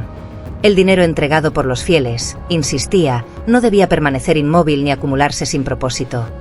Debía circular dentro de proyectos que reflejaran la voluntad divina y que permitieran extender la influencia espiritual de la Iglesia hacia nuevas comunidades. A medida que esa narrativa se consolidaba, algunos miembros comenzaron a realizar contribuciones cada vez más significativas. Ya no se trataba únicamente de pequeñas ofrendas semanales, sino de transferencias bancarias más importantes, préstamos personales ofrecidos a la Iglesia e incluso la decisión de ciertos fieles de poner a disposición propiedades o ahorros familiares para apoyar lo que entendían como una misión espiritual de largo alcance. Dentro de la lógica interna de la congregación, esas decisiones eran interpretadas como actos de fe extraordinarios, señales de una confianza absoluta en el sistema espiritual que el pastor había construido con paciencia durante años. Para quienes observaban el proceso desde dentro, la red financiera que comenzaba a formarse alrededor de la iglesia no parecía sospechosa ni irregular. Cada movimiento de dinero estaba acompañado por explicaciones que encajaban dentro de la doctrina que Samuel Ortega había enseñado desde el principio. El dinero no pertenecía realmente a las personas, sino a Dios, y los creyentes simplemente administraban temporalmente aquello que se les había confiado. Bajo esa premisa, entregar recursos a la iglesia no se percibía como una pérdida, sino como una inversión espiritual cuya recompensa podía manifestarse de formas inesperadas en el futuro. Sin embargo, mientras esa estructura económica se expandía lentamente dentro de la congregación, algunos detalles comenzaron a llamar la atención de quienes observaban el funcionamiento interno con mayor detenimiento. Los registros financieros se volvían cada vez más complejos, las transferencias entre cuentas aumentaban en volumen y ciertas decisiones relacionadas con el destino final de los fondos parecían concentrarse en un círculo muy reducido de personas cercanas al pastor.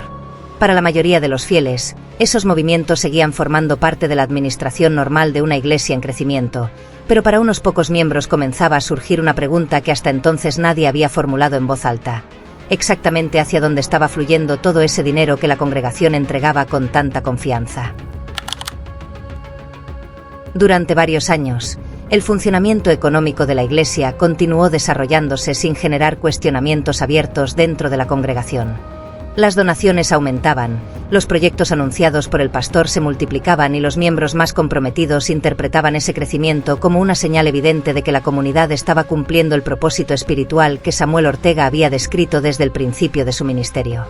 Dentro de ese marco de confianza colectiva, la idea de que algo pudiera estar funcionando de manera irregular parecía, para la mayoría de los fieles, simplemente inconcebible. Sin embargo, como ocurre en muchas estructuras donde el dinero comienza a circular en cantidades cada vez mayores, los primeros indicios de duda no aparecieron de forma dramática ni a través de una denuncia inmediata, sino en la forma de pequeñas observaciones aisladas que al principio parecían carecer de importancia. Algunos miembros notaban que ciertos proyectos anunciados con entusiasmo durante los servicios dominicales tardaban más de lo esperado en concretarse. Otros comenzaban a preguntarse por qué algunas cuentas bancarias asociadas a la iglesia cambiaban con frecuencia o por qué determinadas decisiones financieras parecían concentrarse siempre en el mismo grupo reducido de personas cercanas al pastor. Durante mucho tiempo, esas preguntas permanecieron en el terreno de las conversaciones privadas. Dentro de la congregación existía una fuerte cultura de respeto hacia la autoridad espiritual del pastor, reforzada por años de enseñanzas donde la obediencia y la confianza en el liderazgo religioso se presentaban como virtudes esenciales para mantener la armonía dentro de la comunidad. Cuestionar abiertamente las decisiones de Samuel Ortega no era algo que la mayoría de los fieles estuviera dispuesta a hacer, no necesariamente por miedo, sino porque muchos seguían creyendo sinceramente que las complejidades administrativas de una iglesia en crecimiento podían explicar las aparentes inconsistencias que algunos comenzaban a notar. Entre quienes observaban el funcionamiento interno con mayor atención se encontraba Daniel Rojas, un miembro de la congregación que había llegado a la iglesia varios años después de su fundación y que, con el tiempo, había asumido tareas relacionadas con la organización de actividades comunitarias y la coordinación de algunos proyectos financieros. A diferencia de la mayoría de los asistentes, Daniel tenía experiencia trabajando en el área contable de una pequeña empresa local, lo que le daba una familiaridad particular con la manera en que se registran y supervisan los movimientos de dinero dentro de una organización. Al principio, sus dudas surgieron a partir de detalles aparentemente menores. Algunas cifras presentadas en informes internos no coincidían del todo con los registros bancarios que él había visto en ciertas reuniones administrativas, y algunos movimientos de dinero entre cuentas vinculadas a la iglesia parecían realizarse con una frecuencia difícil de explicar únicamente por las necesidades operativas de la congregación. Ninguno de esos elementos constituía por sí mismo una prueba clara de irregularidad, pero cuando Daniel comenzó a revisar la información disponible con mayor detenimiento, empezó a notar patrones que resultaban cada vez más difíciles de ignorar. Aún así, durante un tiempo considerable decidió guardar silencio. Como muchos otros miembros de la iglesia, Daniel había desarrollado una relación de respeto y admiración hacia el pastor Samuel Ortega, y la idea de que pudiera existir algún tipo de problema en la administración de los recursos de la congregación le resultaba profundamente incómoda. Durante meses intentó convencerse de que las discrepancias que observaba podían tener explicaciones simples que él todavía no comprendía completamente, o que tal vez se trataba de errores administrativos sin mayor importancia dentro de un sistema financiero cada vez más complejo. Pero a medida que continuaba revisando documentos y registros relacionados con las donaciones más importantes realizadas por algunos miembros de la Iglesia, la sensación de que algo no encajaba comenzó a volverse más persistente. Las cantidades de dinero que circulaban entre distintas cuentas parecían crecer con cada nuevo informe, y ciertos movimientos financieros se repetían siguiendo una lógica que no siempre coincidía con los proyectos públicos anunciados durante los servicios religiosos.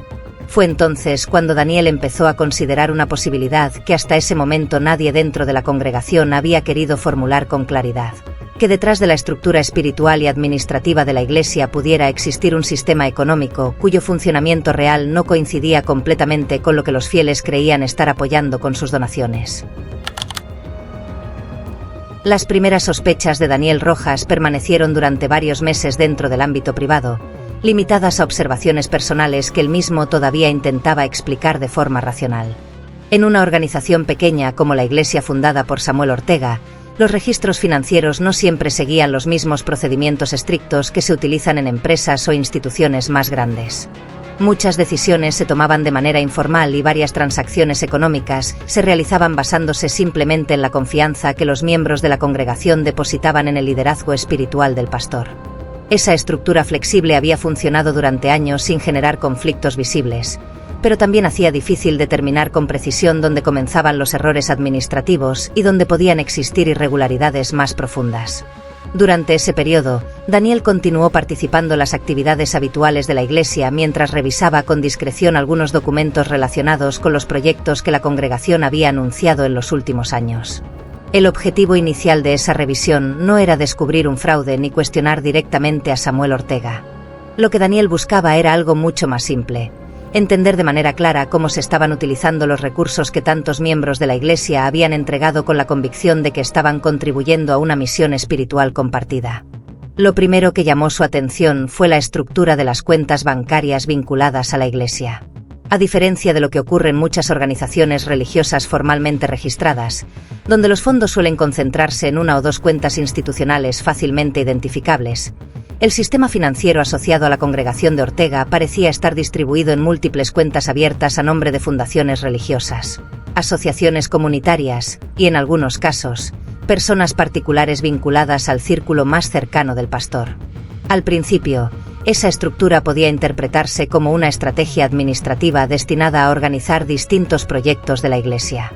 Algunas cuentas estaban vinculadas a programas de ayuda social, otras aparecían relacionadas con la compra de materiales para el templo y otras más se presentaban como fondos destinados a futuras expansiones de la congregación hacia otros barrios de Barranquilla. Sobre el papel, cada una de esas cuentas tenía un propósito específico que parecía encajar dentro del crecimiento progresivo que la Iglesia había experimentado durante los últimos años. Sin embargo, cuando Daniel comenzó a comparar los movimientos registrados en esas cuentas con los proyectos que se mencionaban públicamente durante los servicios religiosos, empezó a notar algo que resultaba difícil de explicar. El dinero entraba con claridad, pero no siempre salía hacia donde se suponía que debía ir. Las donaciones realizadas por los fieles, especialmente aquellas que superaban ciertas cantidades, aparecían registradas en las cuentas de la Iglesia con relativa facilidad. Muchos miembros realizaban transferencias bancarias directas o entregaban aportes significativos durante campañas especiales que el propio Samuel Ortega presentaba como oportunidades extraordinarias para apoyar la obra espiritual de la congregación. Pero cuando Daniel intentó seguir el recorrido posterior de esos fondos, el rastro comenzaba a fragmentarse. Algunas transferencias parecían desplazarse rápidamente entre distintas cuentas asociadas a la Iglesia sin una justificación administrativa clara. Otras desaparecían dentro de movimientos financieros más amplios que incluían pagos a empresas cuya relación con los proyectos religiosos de la congregación no resultaba evidente a primera vista. En ciertos casos, el dinero que había sido presentado públicamente como destinado a iniciativas concretas simplemente dejaba de aparecer en los registros posteriores sin que existiera una explicación visible sobre su destino final. Durante varias semanas, Daniel intentó convencerse de que esas inconsistencias podían tener una explicación contable que él todavía no había logrado comprender completamente. Pero a medida que ampliaba su revisión y analizaba donaciones más antiguas realizadas por algunos miembros especialmente comprometidos con la Iglesia, comenzó a descubrir patrones que resultaban cada vez más inquietantes. Los movimientos financieros no parecían responder únicamente a las necesidades operativas de la congregación. parecían seguir otra lógica. Una lógica donde el dinero ingresaba a través de la fe colectiva de los fieles, pero terminaba desplazándose hacia destinos que no formaban parte de los proyectos anunciados públicamente dentro de la Iglesia. El momento decisivo llegó una tarde en la que Daniel revisaba los registros asociados a una de las campañas de donación más importantes organizadas por Samuel Ortega. Aquella campaña había sido presentada durante varios meses como el primer paso para construir un nuevo centro comunitario que permitiría ampliar el trabajo social de la Iglesia en distintos barrios de la ciudad. Muchos miembros de la congregación habían contribuido con cantidades significativas de dinero para apoyar ese proyecto. Algunos incluso habían entregado ahorros acumulados durante años. Cuando Daniel examinó los movimientos bancarios vinculados a ese fondo específico, descubrió que una parte considerable del dinero había sido transferida a una cuenta empresarial registrada fuera del país. La empresa beneficiaria de esa transferencia no aparecía mencionada en ninguno de los documentos internos de la Iglesia. Tampoco figuraba en los proyectos anunciados durante los servicios dominicales. Era, simplemente, una cuenta privada. Durante los días siguientes, Daniel repitió el mismo procedimiento con otras campañas de donación organizadas por la Iglesia en los últimos años.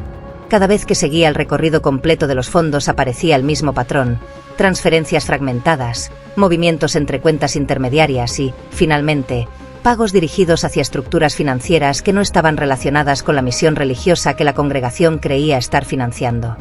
El dinero estaba ahí. Había sido entregado con absoluta confianza por decenas de personas.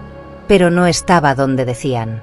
Para Daniel, ese descubrimiento no representaba solamente una irregularidad administrativa. Representaba algo mucho más difícil de aceptar. Porque implicaba que la estructura económica construida alrededor de la Iglesia durante años no era simplemente una forma imperfecta de administrar donaciones religiosas. Era un sistema.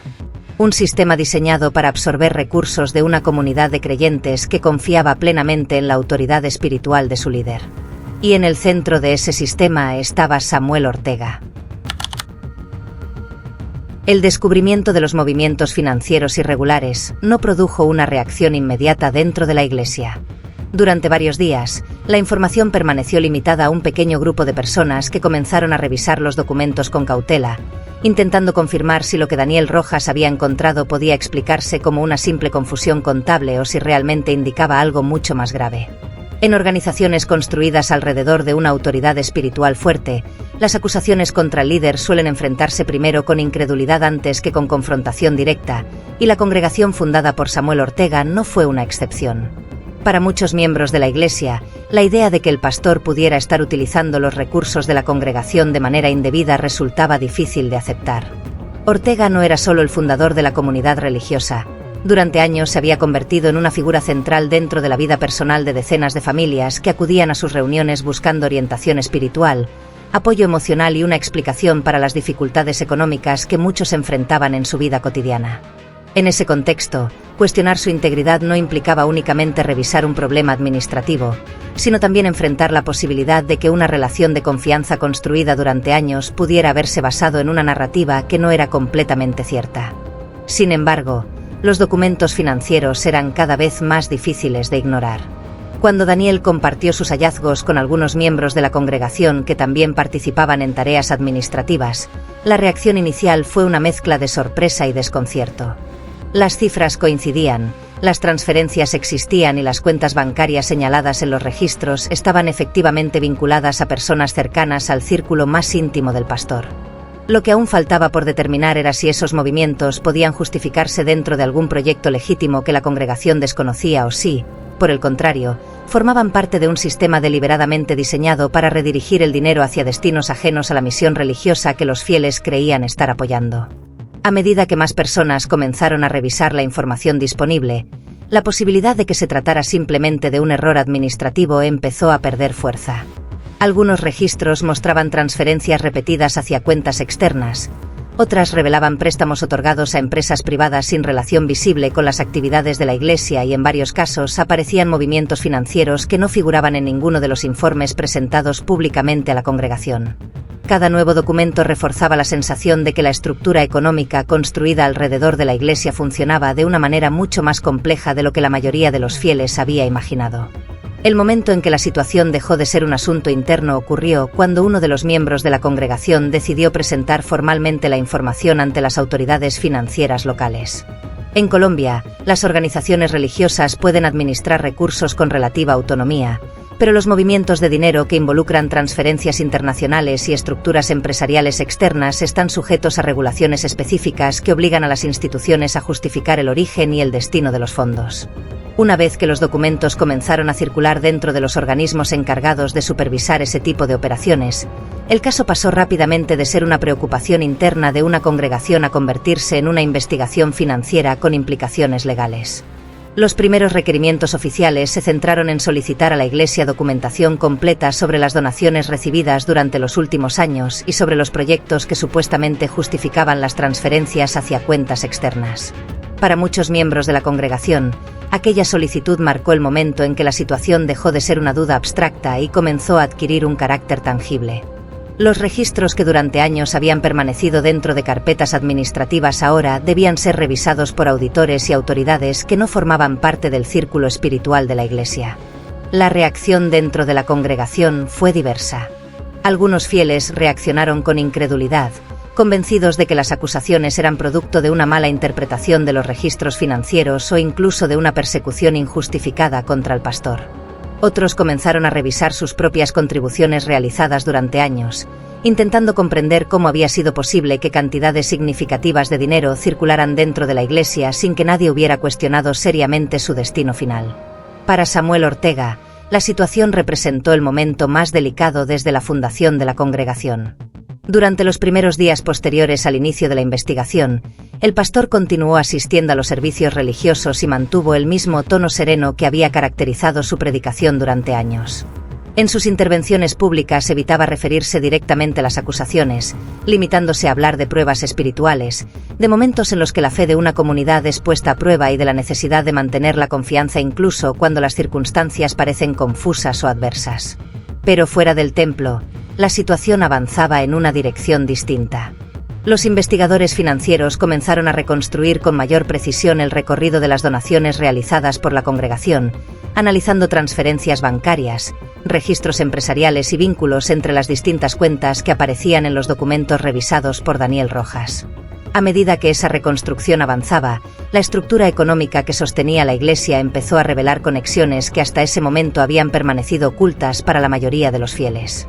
Con el paso de los meses, la investigación permitió establecer que una parte significativa de las donaciones entregadas por los miembros de la congregación había sido canalizada hacia una red de empresas y cuentas privadas vinculadas directa o indirectamente con el entorno personal de Samuel Ortega. Algunas transferencias correspondían a inversiones inmobiliarias, otras a sociedades comerciales registradas fuera del país y otras más a movimientos financieros que no tenían relación visible con ningún proyecto religioso o comunitario anunciado públicamente por la Iglesia. Para muchos miembros de la congregación, aquel descubrimiento representó algo más profundo que un problema legal o financiero. Durante años habían interpretado sus donaciones como actos de fe destinados a sostener una obra espiritual compartida. Descubrir que una parte de esos recursos había sido utilizada dentro de una estructura económica distinta implicaba enfrentar una pregunta incómoda: si la confianza que había sostenido a la comunidad durante tanto tiempo había sido utilizada para construir algo muy diferente de lo que ellos creían estar apoyando. Cuando finalmente las autoridades anunciaron las primeras medidas judiciales relacionadas con el caso, la Iglesia que Samuel Ortega había fundado años atrás ya no era la misma comunidad unida que había crecido alrededor de sus enseñanzas. Algunos miembros decidieron abandonar la congregación de inmediato, otros continuaron asistiendo durante un tiempo más, tratando de reconciliar la figura espiritual del pastor con la información que ahora circulaba públicamente sobre el destino del dinero que habían entregado con confianza. La estructura que durante años había funcionado como una comunidad religiosa cohesionada comenzaba a fragmentarse. No por una discusión teológica, sino por el descubrimiento de que el dinero que había circulado a través de la fe colectiva de la congregación había seguido un camino muy distinto al que los fieles habían imaginado. Hay historias en las que el misterio se construye a partir de la ausencia de información, de aquello que nadie logró registrar a tiempo, de los espacios donde la realidad desaparece entre cámaras que no miran exactamente hacia el lugar correcto o entre registros digitales que dejan de transmitir durante unos minutos cruciales. El caso de Daniel Ortega parecía pertenecer a ese tipo de relatos. Una ciudad llena de sistemas de vigilancia, avenidas iluminadas, trayectos reconstruidos cuadro por cuadro, y sin embargo un intervalo breve, apenas 11 minutos, en el que todo dejó de ser visible. Durante ese lapso, el sistema que supuestamente debía registrar cada movimiento de la ciudad dejó de ver. Las cámaras estaban allí. Los servidores seguían funcionando. Las calles continuaban llenas de vehículos. Pero la historia ocurrió en el único lugar donde nadie estaba mirando. Ese vacío técnico, esa interrupción mínima dentro de una red de vigilancia aparentemente omnipresente, fue suficiente para que un hombre desapareciera dentro de una ciudad que presume registrar cada paso de sus habitantes. Durante meses, los investigadores intentaron llenar ese hueco con hipótesis, trayectorias posibles, simulaciones de tránsito y análisis de datos digitales, intentando reconstruir aquello que el sistema no había capturado en el momento en que realmente importaba. Y aún así, el silencio permaneció. Porque a veces la tecnología registra miles de detalles irrelevantes y al mismo tiempo, deja escapar el instante decisivo. Pero hay otros casos donde el problema no es la falta de registros. El problema es algo mucho más difícil de detectar. Porque todo parece estar a la vista. Las reuniones son públicas. Las palabras se pronuncian frente a cientos de personas. Las donaciones se entregan voluntariamente. Y aún así, durante años, nadie logra ver lo que realmente está ocurriendo. La iglesia fundada por Samuel Ortega funcionó durante mucho tiempo dentro de esa otra forma de invisibilidad. No se trataba de un vacío en las cámaras ni de un intervalo perdido dentro de un sistema de vigilancia urbana. Todo ocurría a plena luz, dentro de un templo lleno de personas que escuchaban, participaban y confiaban en la autoridad espiritual de quien hablaba desde el púlpito. Nada estaba oculto en el sentido tradicional. Las ofrendas se recogían frente a todos. Los proyectos se anunciaban durante los servicios. Las cuentas bancarias existían. Las transferencias podían rastrearse. Pero la verdadera estructura del sistema permanecía invisible precisamente porque estaba sostenida por algo que no aparece en los registros contables ni en las cámaras de seguridad. La confianza. Durante años, decenas de personas entregaron parte de sus ingresos creyendo que estaban participando en una obra espiritual colectiva. Ninguna cámara registró el momento exacto en que esa confianza se transformó en un mecanismo capaz de mover cantidades cada vez mayores de dinero hacia destinos que la mayoría de los fieles jamás habría imaginado. Y cuando finalmente los documentos comenzaron a revelar el recorrido real de esos recursos, el descubrimiento no produjo el tipo de shock inmediato que suele aparecer en las historias de fraude financiero. Produjo algo más complejo. Una sensación lenta de desconcierto. Porque aceptar que un sistema fue manipulado durante años implica también reconocer lo sencillo que resulta confiar cuando la estructura que organiza esa confianza parece legítima. En un caso, una ciudad llena de cámaras no logró registrar 11 minutos decisivos. En el otro, una comunidad entera observó durante años un sistema económico funcionando frente a sus ojos sin percibir cómo operaba realmente. Dos historias diferentes. Dos escenarios completamente distintos. Pero ambas comparten una misma incomodidad. Nos gusta pensar que el peligro deja señales claras, que los engaños evidentes pueden detectarse con facilidad y que los sistemas diseñados para registrar la realidad terminan revelando siempre lo que ocurre dentro de ellos. Nos tranquiliza creer que las cámaras, los registros financieros o las estructuras institucionales funcionan como barreras que impiden que algo desaparezca completamente sin dejar rastro. Sin embargo, la experiencia demuestra otra cosa. A veces lo que falta no es tecnología. No es información. No es vigilancia. Lo que falta es la capacidad de reconocer el momento exacto en que una historia empieza a desviarse de lo que creemos estar viendo. Porque no todos los vacíos se producen cuando la imagen desaparece. Algunos comienzan mientras seguimos mirando. Y cuando finalmente entendemos lo que ocurrió, cuando las cámaras ya han terminado de grabar o cuando los documentos financieros empiezan a ordenarse sobre una mesa de investigación, la pregunta que queda flotando no es solamente qué pasó en esos minutos perdidos o en esos años de confianza mal utilizada. La pregunta es otra, mucho más incómoda. Si todo parecía estar frente a nosotros. Si las calles estaban llenas de cámaras. Si las reuniones estaban llenas de testigos. Entonces la pregunta inevitable es esta. ¿Cuántas cosas pueden seguir ocurriendo exactamente ahora, mientras todos creemos estar viendo lo que realmente pasa? Archivos Negros continuará documentando casos con el mismo criterio técnico y rigor.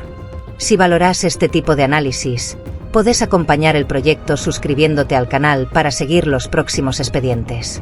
A quienes ya nos acompañan desde el inicio, gracias por formar parte de Archivos Negros. Tu apoyo permite que el archivo continúe.